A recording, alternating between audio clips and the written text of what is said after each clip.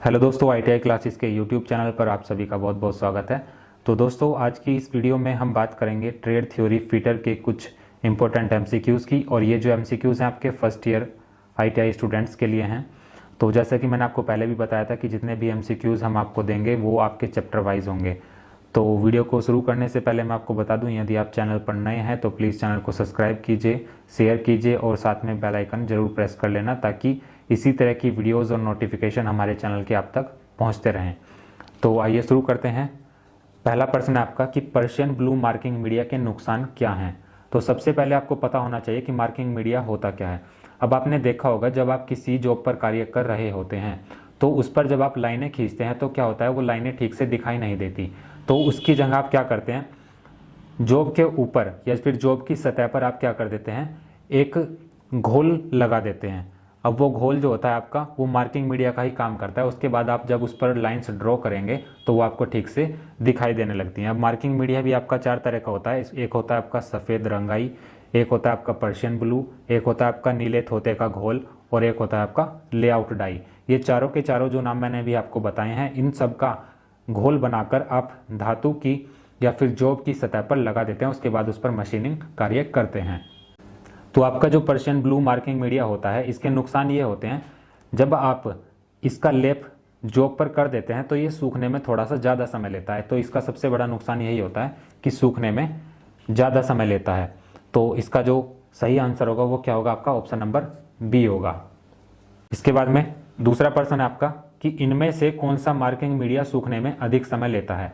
तो जैसे कि मैंने पहले प्रश्न में आपको बताया कि पर्शियन ब्लू मार्किंग मीडिया जो होता है उसको सूखने में अधिक समय लगता है। तो ऑप्शन नंबर बी क्या होगा, इसका सही आंसर होगा। इसके बाद में तीसरा प्रश्न है आपका कि मार्किंग मीडिया में कॉपर सल्फेट को सावधानी से प्रयोग करना चाहिए क्योंकि वह, ऑप्शन इसमें आपको दिए गए हैं, जल्दी सूखेगा, जहरीला होता है, जल्दी विलीयत होगा और अधिक सांद्रित होगा। तो इसका जो सही आंसर होगा वो क्या होगा, ऑप्शन नंबर बी होगा, जहरीला होता है। मार्किंग मीडिया में जो आप कॉपर सल्फेट डालते हैं वो क्या होता है, जहरीला होता है, इसलिए उसको सावधानीपूर्वक इस्तेमाल करना चाहिए। चौथा प्रश्न है आपका कि नीले थोते को अधिक क्रियाशील बनाने के लिए कुछ बूंदें खालिस्तान की मिलाई जाती हैं।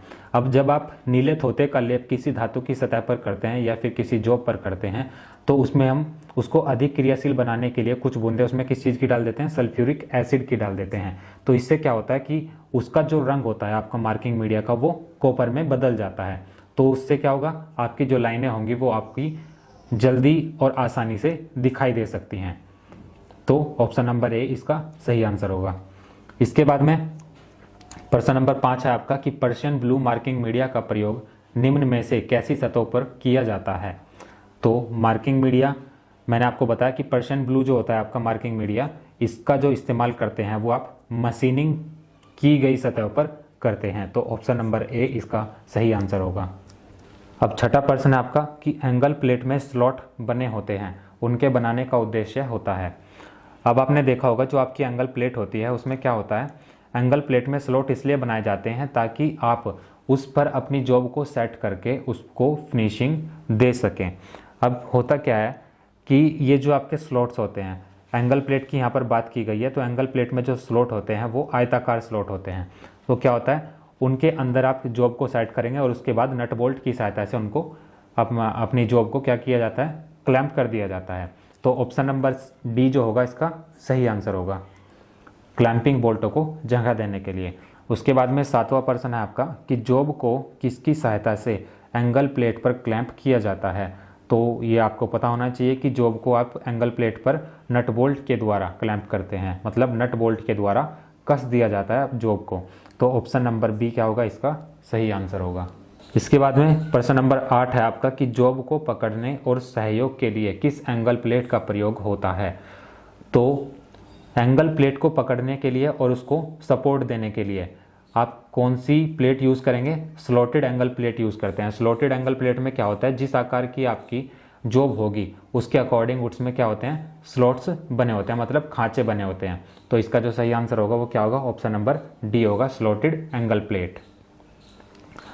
इसके बाद में 9वां प्रश्न है आपका, वी ब्लॉक विमाओं समतल और वर्ग की दृष्टि से उच्च कुशलता के साथ फिनिशिंग किया गया है, सभी दशाओं में वी का कोण है।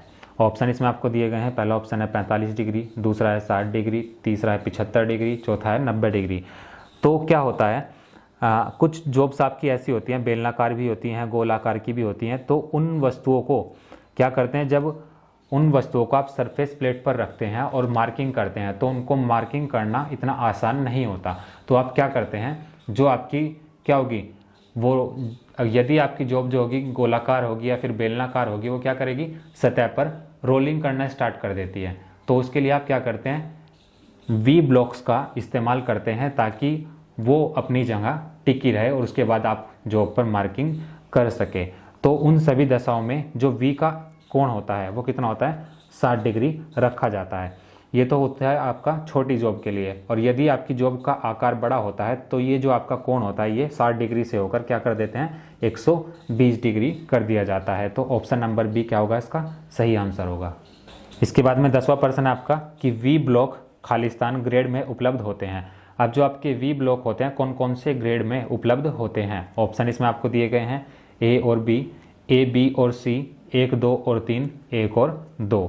तो वी ब्लॉक जो होते हैं आपके 2 ही ग्रेड में उपलब्ध होते हैं। वो कौन कौन से होते हैं, ए ग्रेड और बी ग्रेड। अब ए ग्रेड की यदि मैं बात करूं तो ए ग्रेड वालों को आप क्या कहेंगे, जो ए ग्रेड वाले होंगे वो उच्च गुणवत्ता वाले होंगे, मतलब जो उनकी क्वालिटी होगी वो ज़्यादा बेहतर होगी। और यदि इनकी लंबाई की बात करूं तो इनकी जो लंबाई अवेलेबल होती है वो कितनी होती है, 100 मिलीमीटर लंबाई में ये क्या होते हैं, उपलब्ध होते हैं। और जो आपके बी ग्रेड के होते हैं वी ब्लॉक, वो क्या होते हैं, थोड़े से निम्न गुणवत्ता वाले होते हैं, निम्न गुणवत्ता वाले होते हैं। और जो उनकी लंबाई होती है वो कितनी होती है, 300 मिलीमीटर। तो इसमें आपको ध्यान रखना कि जो वी ब्लॉक के ग्रेड होंगे वो ए और बी ग्रेड होंगे। प्रश्न नंबर 11 है आपका, स्क्राइबर के सिरों को पत्थर पर घिसकर 12 डिग्री से खालिस्तान के कोण पर बनाया जाता है। ऑप्शन इसमें आपको दिए गए हैं। पहला ऑप्शन है 30 डिग्री, दूसरा है 15 डिग्री, तीसरा है 20 डिग्री, चौथा है 45 डिग्री। तो सबसे पहले आपको पता होना चाहिए कि स्क्राइबर क्या होते हैं।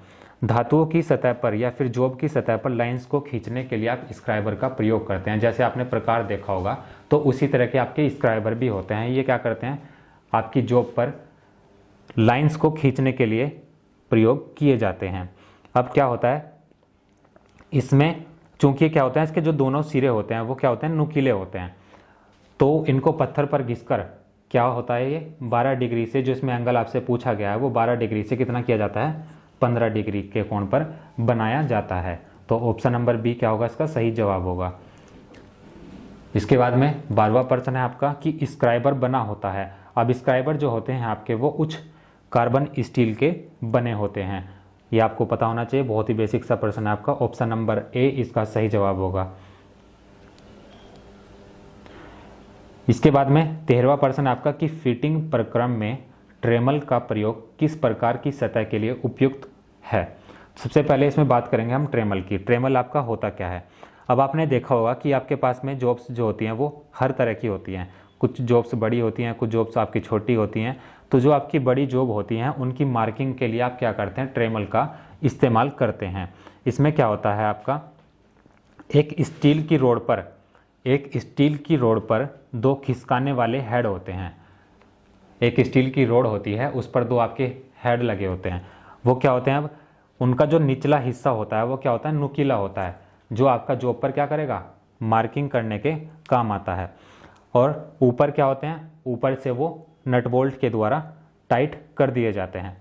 और इनका जो इस्तेमाल होता है, ट्रेमल्स का जो इस्तेमाल होता है वो बड़े आकार के वृत्त को खींचने के लिए भी किया जाता है।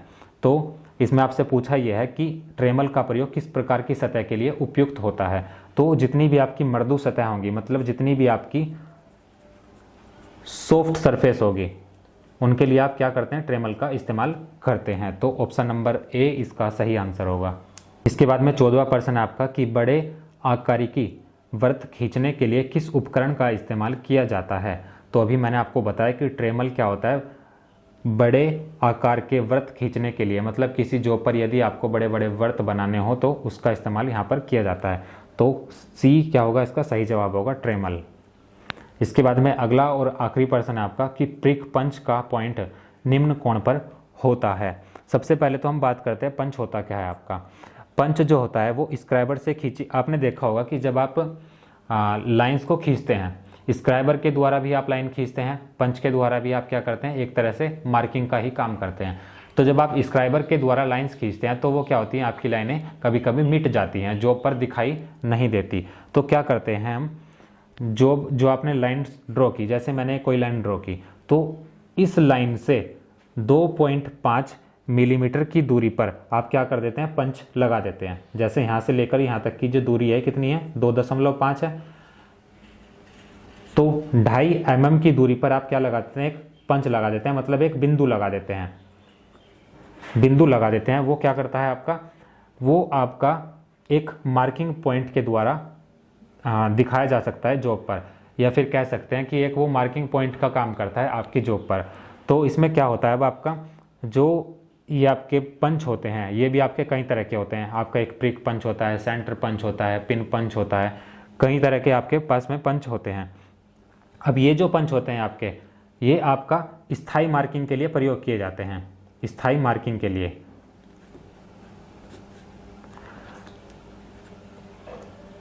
पंच के द्वारा आप स्थायी मार्किंग कर सकते हैं, बट जो आप स्क्राइबर का इस्तेमाल करते हैं वो आपके क्या होता है, अस्थायी मार्किंग होता है, वो इसलिए कभी कभी मिट जाती हैं। तो उनकी जगह पर यदि आपको स्थायी मार्किंग करनी हो तो आप वहाँ पर पंच का इस्तेमाल करते हैं। तो इसमें पूछा क्या है आपसे कि प्रिक पंच का पॉइंट निम्न कोण पर होता है, तो वो कोण कितना होता है, ऑप्शन नंबर सी इसका सही आंसर होगा, 30 डिग्री। और कभी कभी इन पंच का इस्तेमाल जो होता है वो किसी भी धातु की सतह पर वर्क बनाने के लिए भी किया जाता है, और ज़्यादातर हम प्रिक पंच का जो इस्तेमाल है वो हल्की धातुओं के लिए करते हैं, जैसे आपका पीतल हुआ, एल्यूमिनियम हुआ, तांबा हुआ, इन सतहों पर मार्किंग करने के लिए आप प्रिक पंच का इस्तेमाल करते हैं। तो दोस्तों आज की वीडियो में सिर्फ इतना ही, और नेक्स्ट वीडियो में हम बात करेंगे कुछ और इंपॉर्टेंट MCQs की। Thank you.